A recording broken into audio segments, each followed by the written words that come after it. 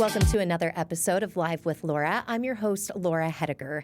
Today's conversation is one that happens in every single family, even if we don't then talk about it openly with our friends or even our coworkers. But at some point, we are going to think about our aging loved ones, how we can best help them navigate maybe that final season of life. Or you're either sitting there thinking that you're aging yourself. What does your future look like? That's going to be the focus of today's conversation. I am very happy to be joined by Doug Geist. He's the executive director of Voice St. Louis, a local nonprofit here in St. Louis. Doug, it's good to see you. Well, good morning, everybody. Good morning, Laura. Thank you so much for having me join you today for it's a very important conversation and a very serious conversation. But it's also should be a very fun conversation because aging should be about having as much fun and enjoying your life as much as you possibly can. And I'm glad you brought that up right out of the gate because we do have viewers and listeners. So people who are watching right now have definitely noticed your jacket. Right. For anyone who's listening, oh my gosh, you guys should see Doug. He looks fantastic. He is in sequins.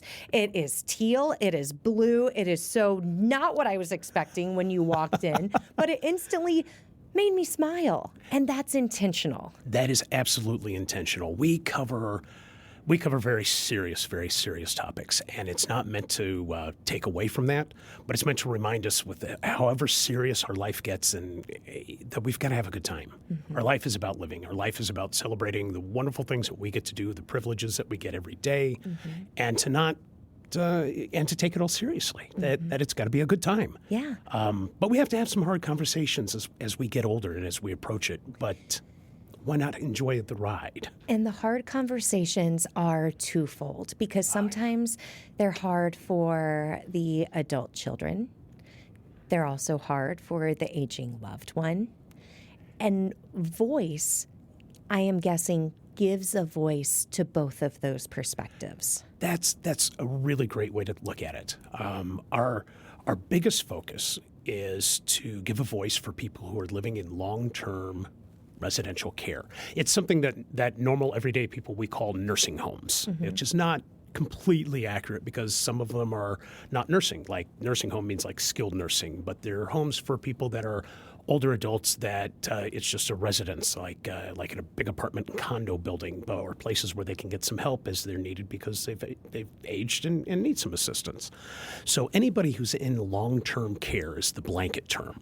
So anybody in long-term care is guaranteed what's called an ombudsman. An ombudsman is like a mediator advocate to help you solve any sort of an issue that comes up.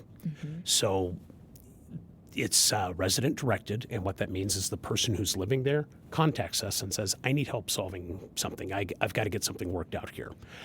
And sometimes it's sort of like we're stepping in where a family member may help them solve, the food's not what I like, or I don't feel like I'm getting the best care, or that, I can't get a good doctor, and we help them solve those kinds of problems. But it really covers a comprehensive list of residents' rights, and you can find that if you go to our website at voicestl.org. And we've got a list of what residents' rights are. Everybody's guaranteed basically their right to privacy, their right to dignity, the right to know what's going on with their home and how they're being treated, and all the information about them that makes up their life. And sometimes it's hard. Sometimes it's hard to navigate these things and figure it out. And that's where an ombudsman can come in. You were just looking up some recent statistics. Can we go ahead and dive into them just so we have a better idea of how many families, how many people we're talking about in the St. Louis area and the reach that Voice has? So our region actually includes St. Louis City, St. Louis County, Franklin, Jefferson County, and actually all the way south to the border on the eastern edge of the state. And we are currently total 22 counties, and that's 370 facilities of all types of long-term care. Wow. And that's 31,600 people.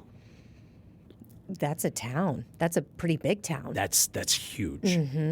And to cover that, the recommended level of coverage of an ombudsman, we actually call them a regional ombudsman coordinator, a ROC. It's recommended that we have one ROC per 2,000 people. So that would be 15.8. That's a lot, too. Yeah, well, here's the hard number. What we really have is 3. 3 people, not 15. And I'm guessing you're looking to hire more people? We don't have any funding. And that's one of our hardest things right now that we're constantly struggling with is the program was started and guaranteed under the Older Adults Act, roughly 1970, to guarantee an ombudsman for people. Mm-hmm. And while there's not an official rule that says it should be 1 per 2,000, 1 per 2,000 is what's been thought of. We would like to get it to be less than 1 per 10,000. Mm-hmm. Because you can't possibly meet all of the needs. We have volunteer ombudsmen that go through the same training as our paid staff, not the exact same training, but they're held to the same high standards by our state. But it's just simply not enough to cover everything that needs to be taken care of. And that's a hard part about the job. Mm-hmm. When I watch what our very dedicated team goes through. And it's hard to go home at the end of the day knowing that there was a whole lot more that needed to be done that we just possibly cannot get to. We are lucky in the St. Louis area and the state of Missouri to have so many nonprofits. We've had many CEOs and other executive directors of nonprofits in your exact chair. And they say that Missouri has the most nonprofits, which is fantastic. But as I'm listening to these statistics, is it constantly asking for grants, going to the public, asking for funding? Is it everything? It's everything. So our funding comes through the state, through ultimately divvied up through a fund from Medicaid, and through area agencies on agings.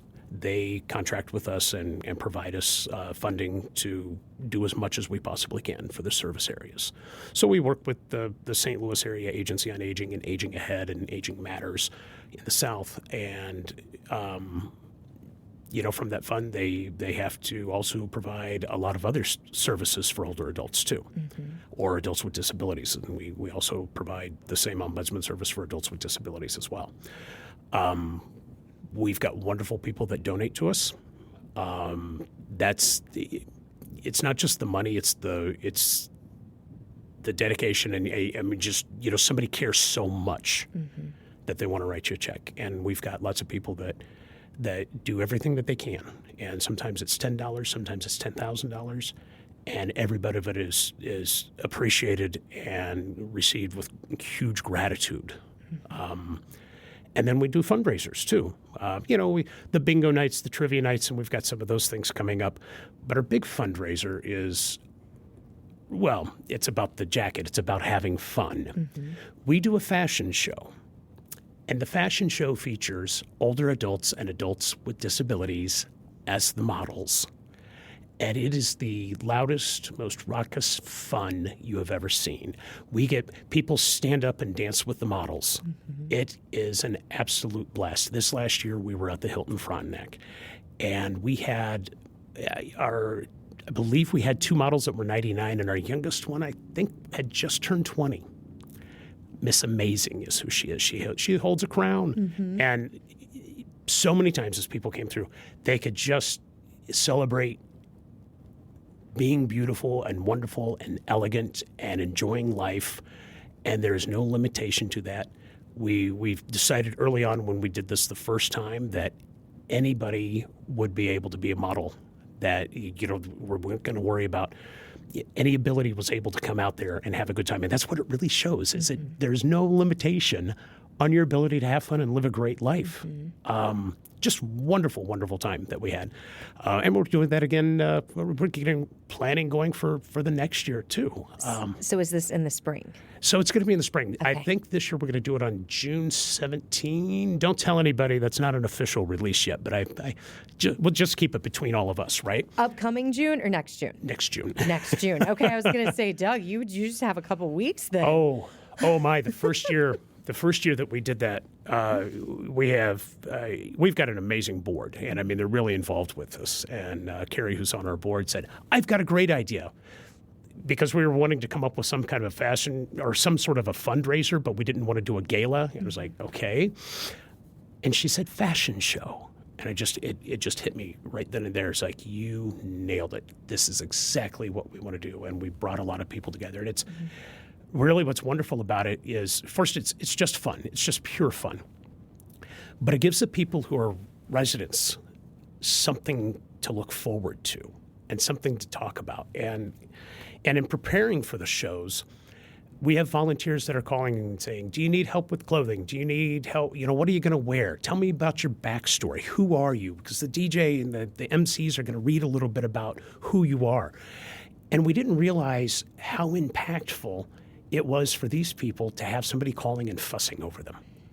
Just was, loneliness is one of the biggest problems that there is for people in long-term care.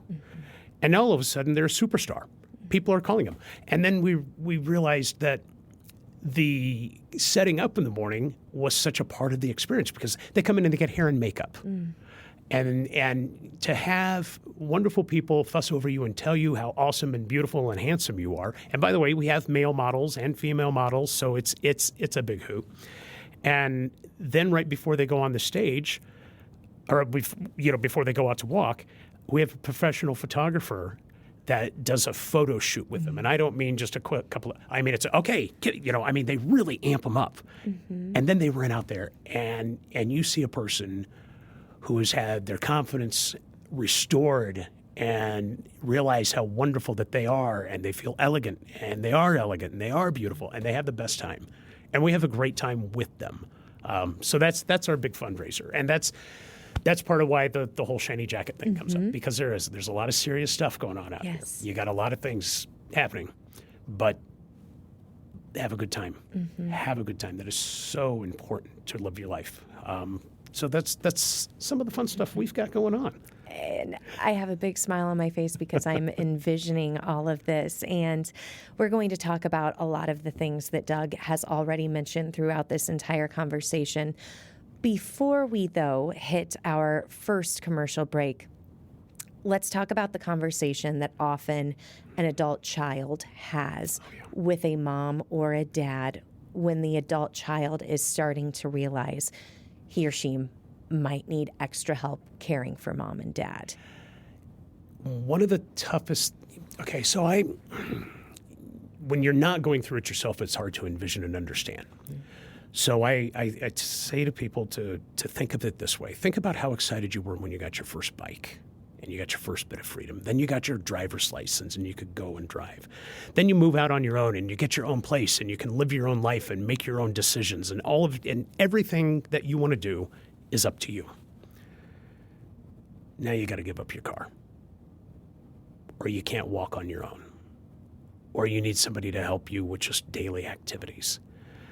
And when you have that conversation with mom, dad, grandma, or whoever it is, remember that. Remember how hard this is for them to have to face that I can't do these things on my own anymore. And it's taking things away from you that were really important, that you were so excited in your life to start getting. There are a lot of great organizations. In fact, you can go to our website. We've got we run a blog. We've got training webinars and articles about how to have these hard conversations. Prior to this, I used to work for the Alzheimer's Association, and they have wonderful training materials about how to have hard conversations with mom and dad or grandma or grandpa or that older adult in your life about, how do we determine when it's time to give up the keys? How do we determine when it's time to move? And what I have learned from professionals in this field is that having a plan makes it a lot easier. So, it's having basically a care plan of knowing, if I get to this point where I'm struggling to walk or to move or whatever that key point is, I'm going to have to give up driving. And giving up driving doesn't have to mean giving up freedom. So part of that conversation is, how do I compensate for not being able to drive? How do I go on and live my life the same way? So you don't run a great time now. We've got Uber, we've got friends, you've got a social network that can help you. There are options out there. And I think exploring those options, just for this one example, makes that easier to know that, okay, you're just giving up driving. You're not giving up freedom, because that's what the driving represents. Like I said, remember what it was like when you got your license. That meant you could go do things. You can still go do things. You just shouldn't drive anymore. And really the same thing on, you can't keep mowing your own lawn. That's fine. Okay, hire somebody. You can't hire, we'll get a family. If you start looking out and coming up with the solutions before we're in the middle of the problem, that I think is really key to it. Again, we've done blogs on that. In fact, one of our team, Melody Fox, she's our development and community outreach manager. She came up with, when she launched our podcast, We're at That Age is the name of our podcast. Her first podcast was about having a death party. I know that sounds rough, right? Yes, I need more details. So, well, there were themed snacks involved too. Okay. As there should be. The jacket would have fit in. And the idea was she brought her family together and made it a party. That, we have snacks, and I mean, she really went all out for it. And that was her first podcast, was explaining how the whole thing worked. And part of it was, I believe there were PowerPoint presentations too. What are we going to do? What do you want done? And asking the questions to mom, dad, grandparents. Let's just talk about this like it's normal when it's not sad. She had her children as part of that, and her younger brother. She's got that big sister energy, so, everybody does what she says, including me. But it let them really talk through those hard things, because it's going to happen. And it's better to sit down over cookie-shaped tombstones and have the conversation. And it's like that as we're planning forward. That's why it goes so well with the, how do we have conversations about, giving up the keys, moving into an apartment. Well, ultimately, we will all pass away. So talk about that a little bit. I struggled when my parents died, because I really didn't know what they wanted. And I had to deal very upfront with, giving the order to stop resuscitation of my mom. And then I had to plan a funeral. Then I had to go through all of this. And I really didn't know what to do and what would have been her wishes. And then it rinse and repeat with my father.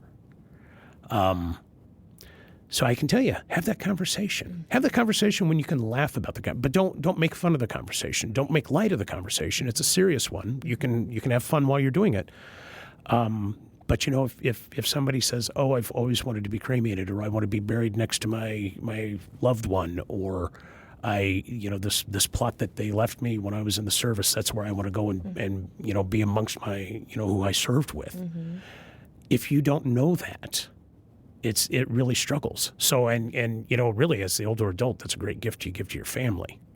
Let them know. Don't just say, "I'll do whatever you want." And it's like, no, it's the worst day of my life. I don't want to make any decisions. So, and I am so sorry that you had those experiences. But what a beautiful way that you are still honoring your late parents by helping other families navigate it and having lived it too. Yeah. It's something everybody has to go through, and we're terrified that talking about it will somehow make it happen faster. And it does not. But those are just words, how we feel about it. I mean, there's nothing more emotionally devastating than death, and it's easier to just not think about it. But it is a lot easier when it happens if you have talked about it. So I would encourage everybody, just Have those conversations. And have those conversations about, Mom, what do you want to do when you can't live in this house anymore? Because we're going to get to a point. It's a 3-story home, and at some point you're going to get tired of going up and down those stairs. And we are going to continue talking about how to have these conversations. During this conversation, we are going to take our first commercial break. And as we do this, I encourage you to think about someone in your life who maybe you've been talking to and they're struggling with how to bring up that conversation, because I guarantee you have someone somewhere in your circle. Absolutely.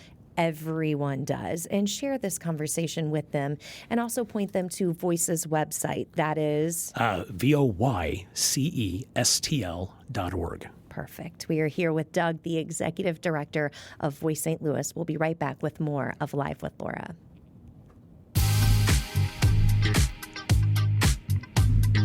Welcome back to Live with Laura. I'm your host, Laura Hediger, sitting across from Doug Geist, the Executive Director of Voice St. Louis.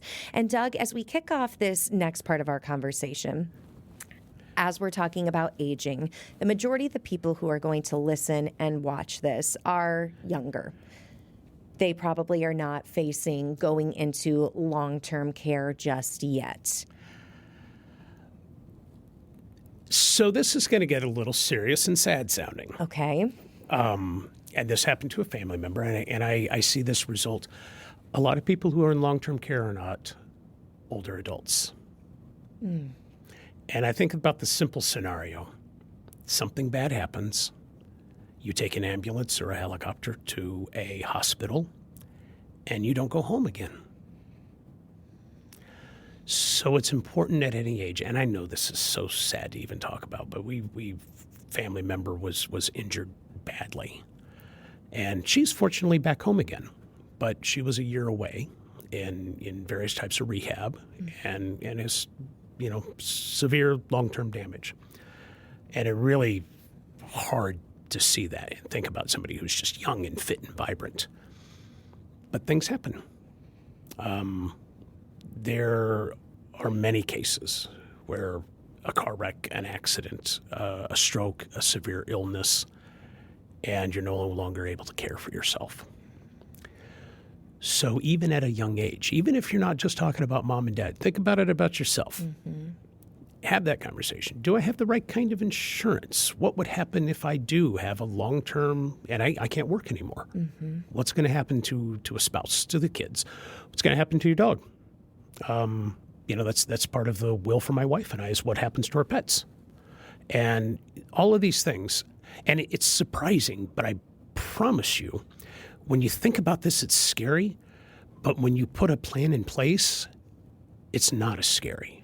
You feel more confident and comfortable, because I don't have to, if God forbid something happens, and I don't have to worry about what happens to my dogs. We got it worked out. We got to figure it out. There's at least a plan. So that's why I really encourage people is, say you're in your 20s, your 30s, your career's taken off, you're having the time of your life. Have that little conversation. Look ahead a little bit, so that on the worst day of your life, you're not having to make the worst decisions that you have to make. You've already got it figured out. I'm glad you mentioned that, because you're so true. Every time any of us get in a car, we take a risk, a calculated risk, a necessary risk, but a risk nonetheless. And you see those headlines all over Channel 4. And as typical viewers, you forget about what life looks like then for the people involved. When you talk about having a plan, Doug, are you suggesting people just verbalize it? Do we loop in an attorney? What suggestions do you have there? At the very least, verbalize it. But better, have an attorney. Get a, I'm talking about have a will, have a living will, have a determination of who will take care of you and speak up for you if you're not able to take care of yourself. That makes it so, and I mentioned this in the first half, but that's a gift you give to all the people around you, is to have this worked out, so that they don't have to go through. There are hard ways to get that done if you don't have a living will, or if you don't have a will, or if you don't have a power of attorney established already. And there are many great law firms out there that do estate planning and life planning or just contingency planning and wills. They're very reasonable. And I can promise you the money you spend up front with a lawyer is a lot less than the money you would have to spend doing it the hard way when you don't have it in place. And then every few years you have it reviewed. It's just one of those adulting moments that we have to have. Our health insurance and our life insurance and a bank account and car insurance, we need to have that will as part of it. And we need to have that review of, what type of insurance do I really need? Because, I remember when I was young, I got insurance through work. Mm-hmm. I didn't think about all the other things. You can get lots of different things so that you are prepared and ready. Mm-hmm. So I work with a lot of people who do insurance sales, and they're all really great, caring individuals, and they all have the same problem. They try to talk to people about insurance, and the person they're talking to is trying to end the conversation as quickly as they possibly can. Mm-hmm.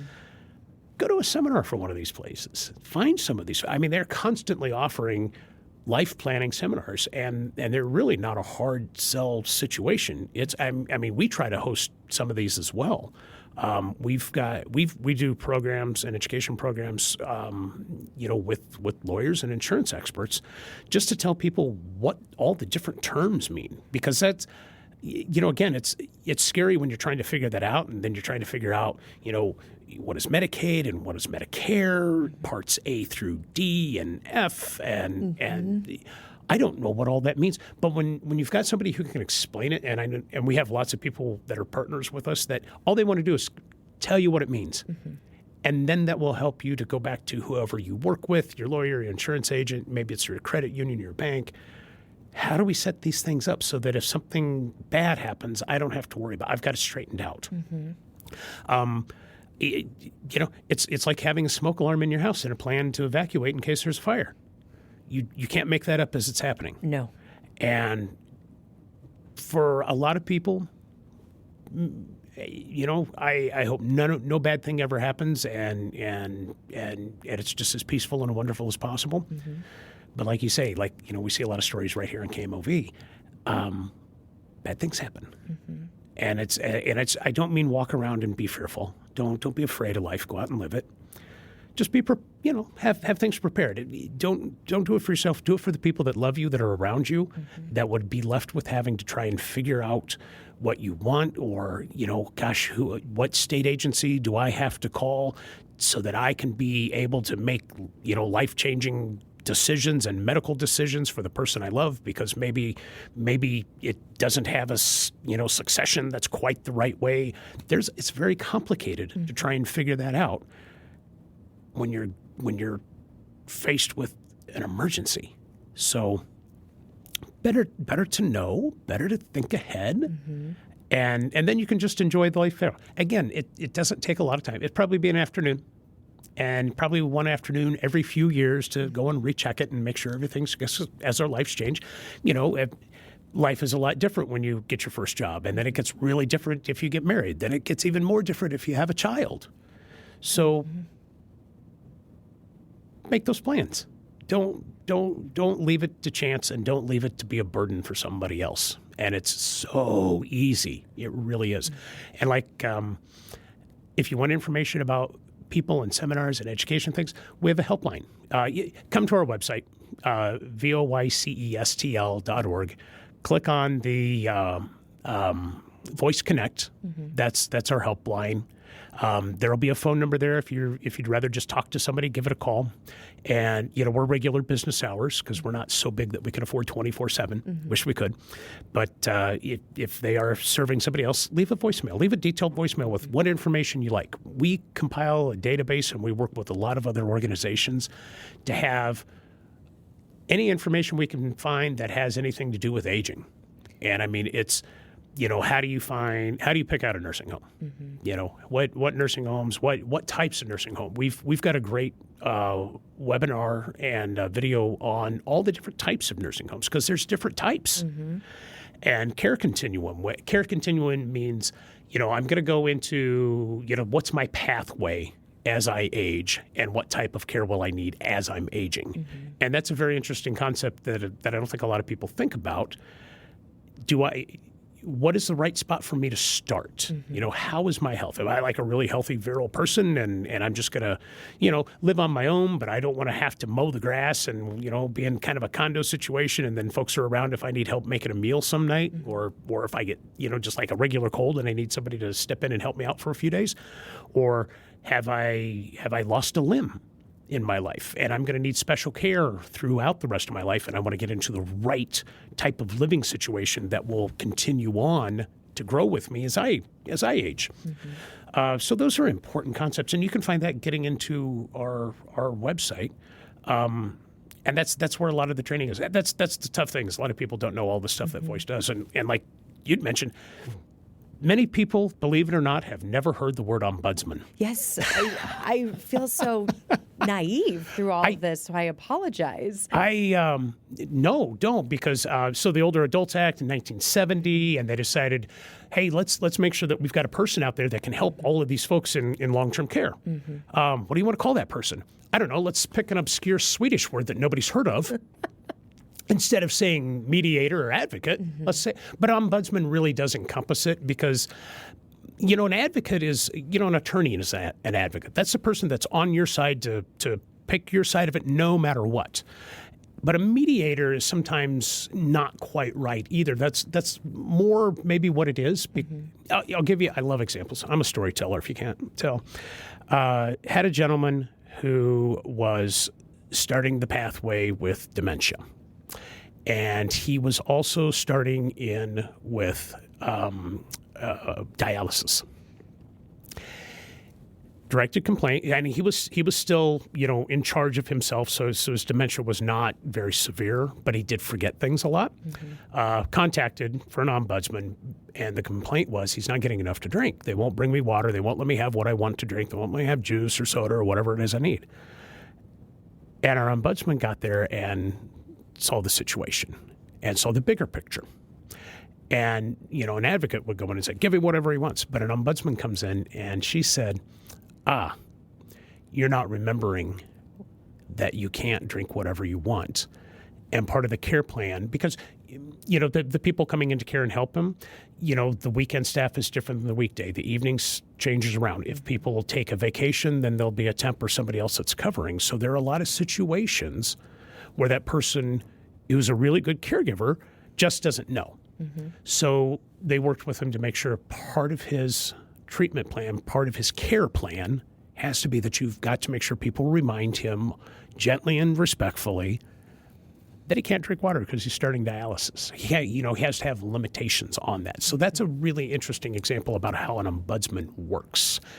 And let's bring in the topic of emotions for that adult child who is going through all of these conversations. And the adult children are most likely the ones who could be listening to this versus their aging mom right. or dad.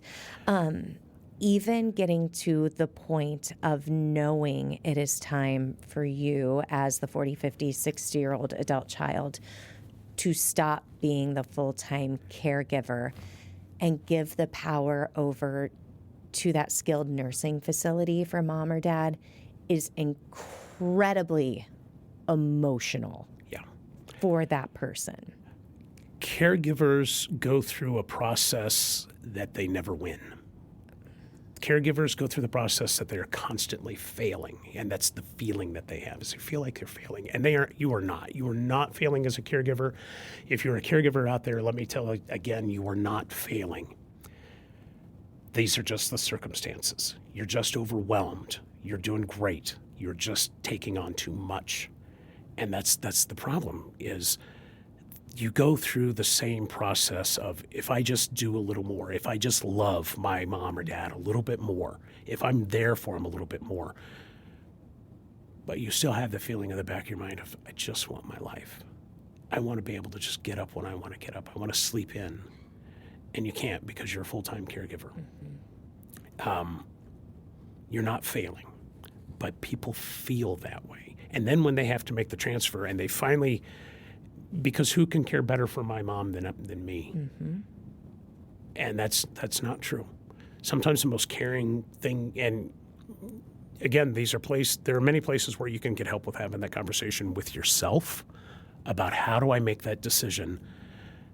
First off, decide that you're not failing, but how do I make that decision that it will be better for the person that raised me to go to a completely different place and be taken care of by a stranger, because that's how you feel about it.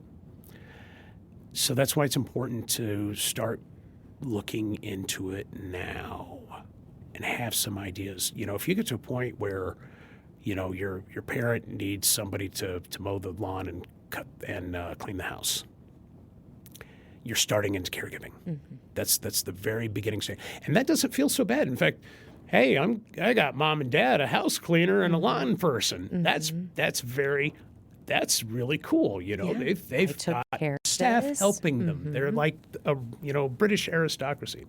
We can feel good about that. But you're actually starting with caregiving, mm-hmm. and the next step is there's going to be more, mm-hmm.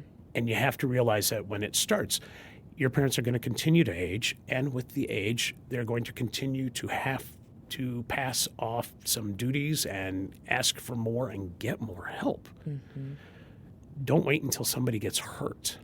Don't wait until somebody has the bad slip and fall to put the grab bar in.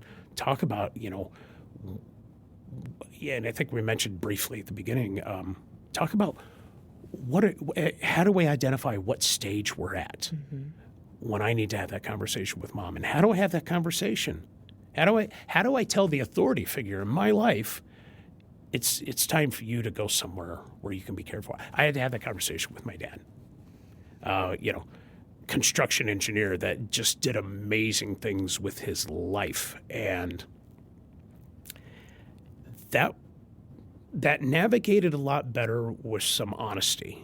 With it's like, Dad, I mean, we were business partners too, but it's like, he lived in Wichita, I lived here in St. Louis, and so I can't, that's a long trip.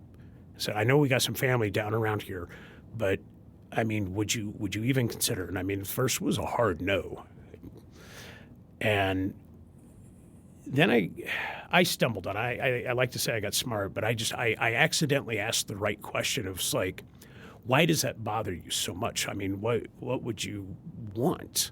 He said, well, I like having my shop. We're doing this product, we're making this equipment and selling, and I can't give up my garage. I got to have my workshop.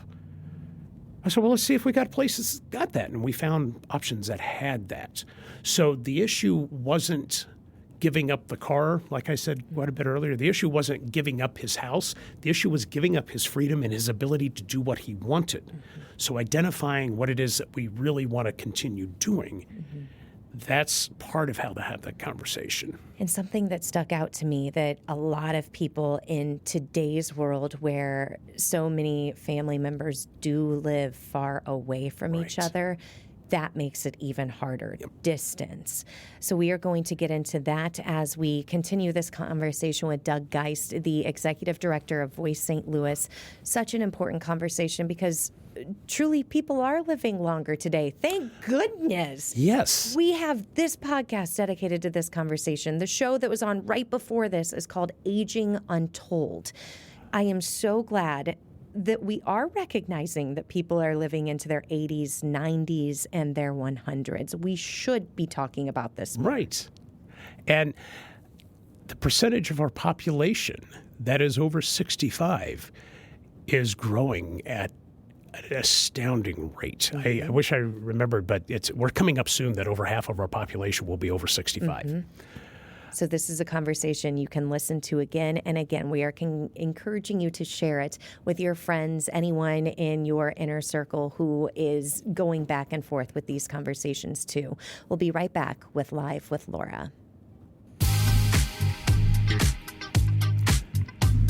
I always learn a lot from these conversations on Live with Laura as I sit across from Doug Geist, the Executive Director of Voice St. Louis. You've been in this position 3 years now, and you come into it with amazing empathy for other people that you're working with based on what you went through with your own parents.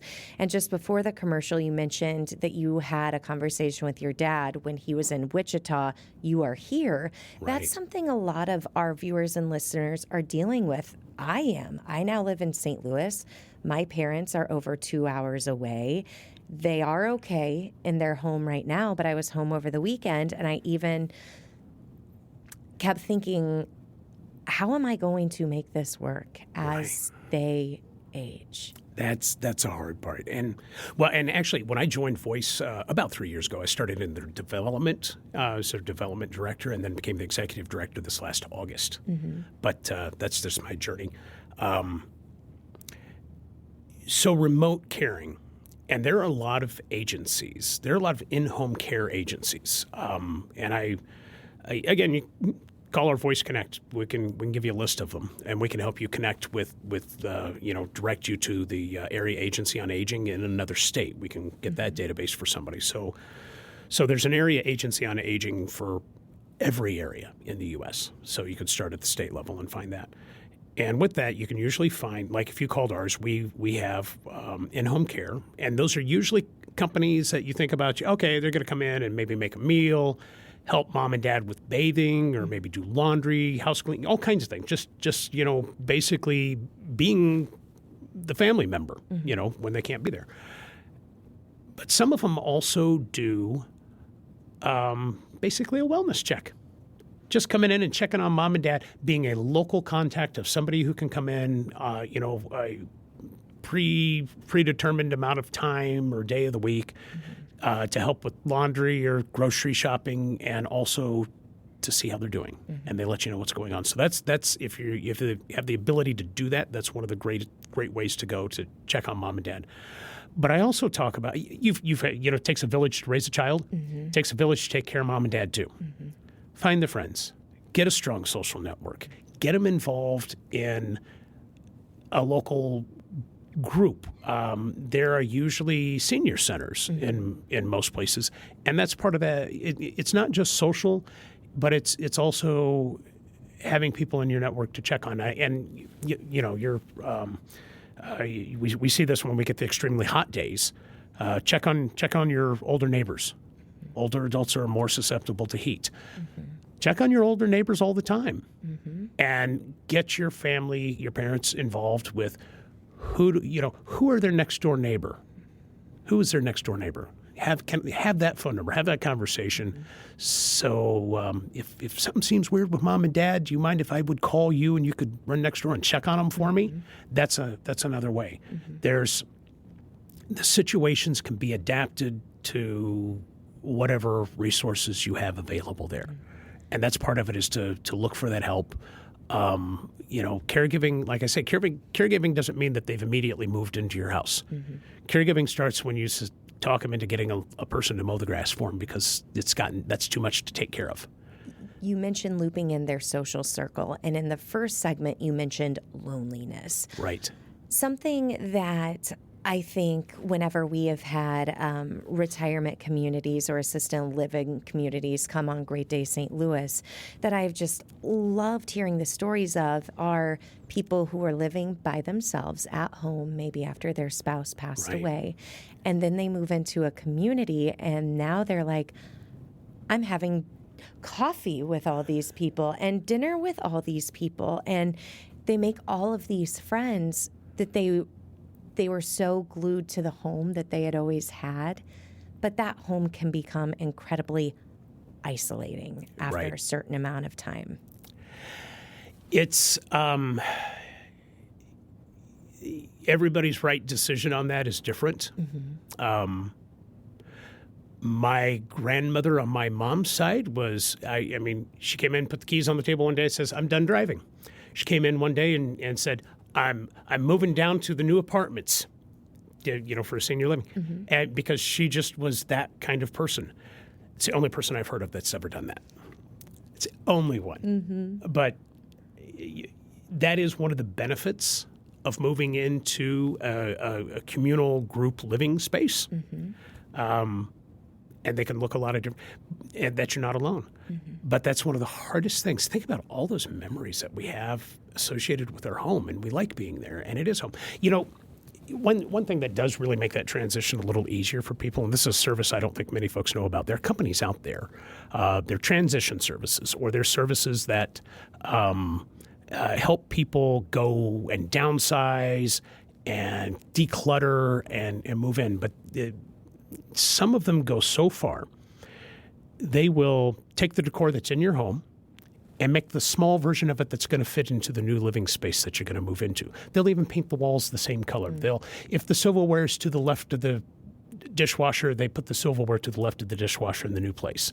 They help you go through all of this stuff and say, is this an important memory, or is this just a thing that you're keeping? Or can we just take a picture of this and that'll be enough for you to remember? And help people. That's the hard part. It's not just the house, it's the things. It's the memories. It's you know, there's the corner that Laura sat in and unwrapped her first favorite toy on Christmas. Think about that. You know, and you're going through that right now because you've got a 2-year-old, and you're connecting all of those memories to that place. Really hard stuff. A lot of places with resources out there that can help. We can guide you to some of those too. But and area agencies on aging have those types of resources. How do I make that decision? And it's going to be different for everyone. And like I say, it's sort of like having a care plan. It's like, okay, I'm going to live in this house until I just can't go up and down stairs anymore. And you know, if something happens and you can't climb stairs anymore, now you know it's time to move. But making that decision beforehand, proactively, as opposed to having to, oh my God, I can't get up the stairs. What am I going to do? I haven't even thought about moving. Well, you know, my wife and I have had the conversation. What's our next house going to look like? Well, it's going to be one level. So that's helpful. Now it's not.